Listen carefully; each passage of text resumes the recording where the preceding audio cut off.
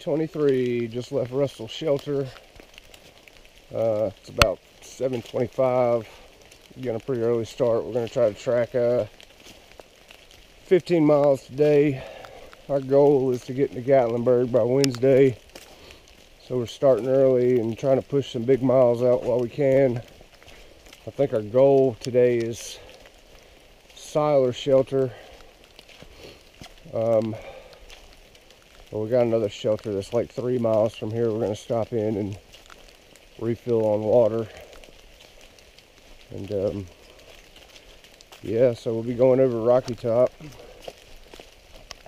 before we get to the shelter tonight, which is pretty exciting. So it's raining right now.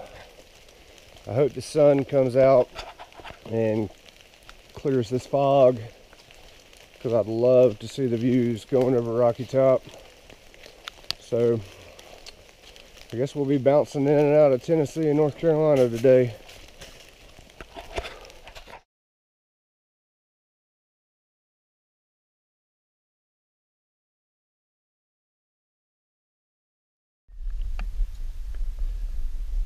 Great views. There's fog everywhere. This is crazy. It'll lift soon, I believe it. We've had a pretty wet morning.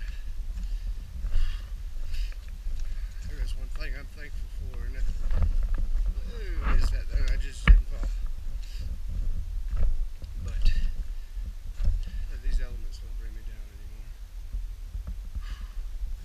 It's a good time. What you doing, Prime? You got unusual flowers.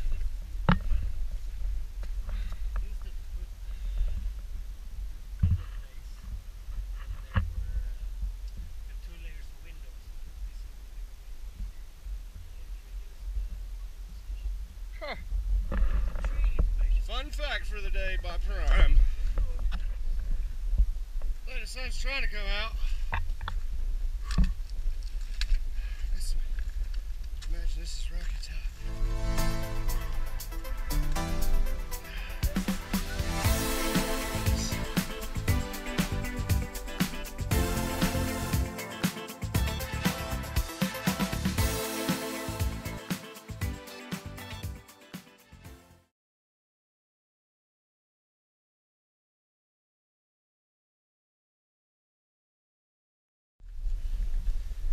Leaving Rocky Top, and the sun has came out. I still got the waterproof door on my GoPro, so I've got you close to my face. But man, about 9:30 I guess it was, the sun just broke the fog. We got some beautiful sights up there. So now we're gonna head up Thunderhead and go from there after we get up through that. In one of my videos I showed you how I use my Sawyer filter water. Well, since then I still use it for quick water to put in my drinking bottles. But since then I bought some Aquamira, which is a 2-part water purification system. It takes 7 drops of part A and 7 drops of part B, and you mix them together in a lid. I've already put it away. But you mix it together in the lid, so that's 14 drops combined through both of them, and you let it sit for 4 to 5 minutes for it to chemically come together. And then you can put it in your water and let it sit for 20 to 30 minutes for it to purify it, and it kills 99% of almost everything. But one problem that I found doing that is getting the water and having particles and pieces of leaves and stuff in there. So what I do, if I'm going to fill up my Nalgene bottle, is I'll put it under the water source wherever the water's pouring down from. I'll take my bandana and make a little spot like that. And that's where one of these hair bands come in handy. So I can put it on there like this and put the hairband on there, and I can put that under wherever the water's pouring from, and the bandana will filter out any silt or any kind of debris and pretty much have clean water. Then I can pour my Aquamira in there and let let it sit for 20 to 30 minutes, and it could be a reserve for drinking water or cooking or whatever. Even though cooking, you can boil your water for 30 minutes and it should kill just about everything. But yeah, a little tip for water purification. Just stopped here taking this big review. I guess we're still going up Thunderhead Mountain. We're still on Thunderhead. But I figured I would take the opportunity, since I feel so inclined to be an educational speaker today or some crap. A lot of people that are getting trekking poles for your first through hike may not know how to use them, or just think that they're sticks that you hold in your hand to help you out. But something that's worked for me, and this is my personal experience, is I like to take my trekking pole and have it to where my elbow is a 90-degree angle, and that's the height that I want my trekking pole.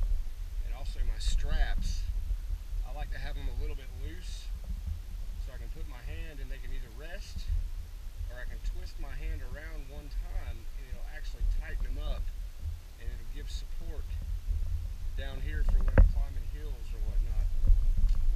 But that's just a little thing that works for me. A lot of people know how to use trekking poles.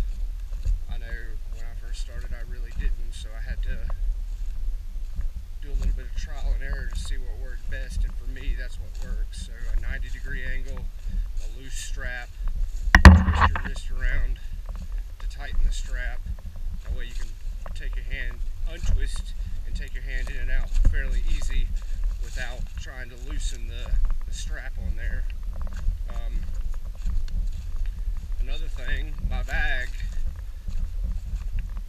I had a lot of help from Bill down at Neil's Gap at Mountain Crossing on the basics of a backpack and how to tune it in. And I mean, he showed me a lot of good things, but there was some stuff afterwards that I had to figure out myself. Like all these straps that are on a bag are meant for fine tuning. This one right here I have found to be the most important. So when I get my bag on, the first thing I do is I tighten down my hip strap and get that sitting right on top of my hip bones, and my buckles right under my belly button. And then I'll tighten my shoulder straps, and then I'll just pull off of them, let them loose just a little bit, and then I'll connect this. And by connecting this, I can pull it to tighten the shoulder straps a little bit more, or I can loosen it to let some pressure off. And a lot of people told me throughout the beginning of my journey and so forth that you want a majority of the weight of your bag on your hips. And I have found when I'm going uphill, I like to tighten my shoulder straps. And when I'm going downhill, I like to loosen my shoulder straps. And it just makes for a better ride of my backpack. And I haven't had a problem really since I've left Mountain Crossing, and Bill helped me out with all that. So I figured I would share it along with you guys for the people that don't know or just are interested in it. And like I said, these are things that work for me. It might not work for everybody else. Another tip, fire starting. If you're having a problem fire starting, what I like to do for a homemade fire starter is take cotton balls, just regular cotton balls. You can get them at Dollar General, Walmart. They're fairly cheap for a huge bag. And then I take a regular sandwich size Ziploc bag, I think it's a quart bag, and I'll fill it halfway with cotton balls. And I'll take Vaseline or petroleum jelly and get like a handful of that out and put it down in there, zip the bag, and just kind of knead the Vaseline into the cotton balls. I don't know how the heck I'm talking to you guys climbing this crap. But knead the Vaseline into the cotton balls. So when you get to campsite and you want to start a fire, even with fairly damp wood, you can take one or two of those cotton balls out, pull it apart to where the fibers are kind of loose, but they're saturated with the Vaseline, and that acts as a fire starter. It'll burn for a good 5 to 7 minutes, and you can take if you got a pocket knife or some kind of knife, utensil, multi-tool that has a knife on it, you can make a feather stick.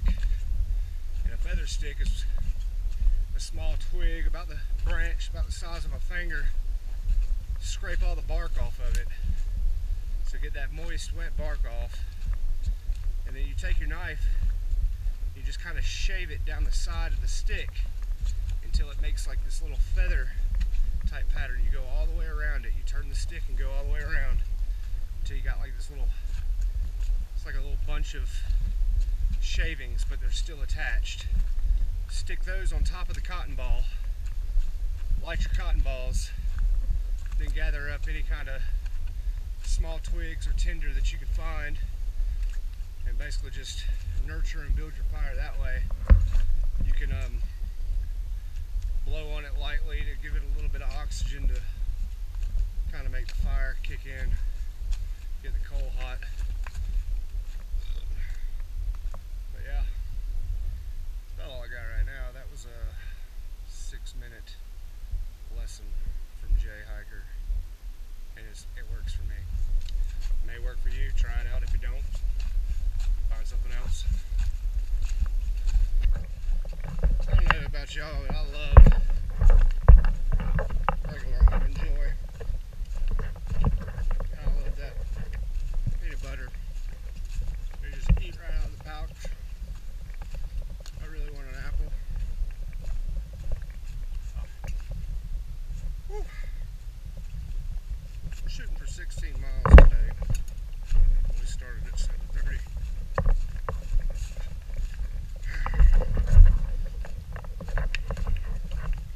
I love the snacks so much. It keeps me going. I've been filled up with snack pouch about 2-3 times already. Had to empty my trash pouch about 2 times. It's a good day. It's awesome out here. Oh Lord. I'm so man wet. Take off those filtered water.